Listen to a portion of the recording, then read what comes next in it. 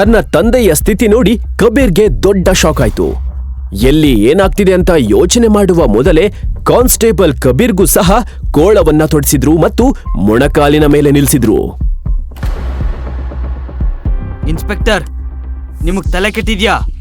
Mister Kabir Anand, ನಾನು ನಿಮ್ಮನ್ನ ಮತ್ತೆ ನಿಮ್ಮಪ್ಪನನ್ನ ಜನರಿಂದ ಹಣ ಲೂಟಿ ಮಾಡೋದಕ್ಕೆ ಮತ್ತು ಮೋಸ ಮಾಡೋದಕ್ಕೆ ಹಾಗೂ ಎಷ್ಟೋ ಹುಡುಗಿರ್ ಬಾಳ್ ಹಾಳು ಮಾಡಿದಕ್ಕೆ ನಿಮ್ಮನ್ನ ಅರೆಸ್ಟ್ ಮಾಡ್ತಾ ಇದೀವಿ.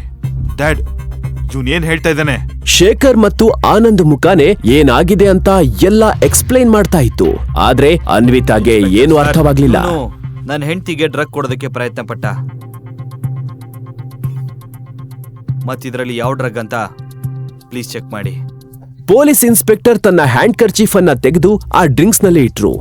ಆದ್ರೆ ಇಟ್ಟ ತಕ್ಷಣವೇ ಹ್ಯಾಂಡ್ ಕರ್ಚೀಫ್ ನ ಕಲರ್ ಬ್ಲೂ ಆಗಿ ಬದಲಾಯ್ತು.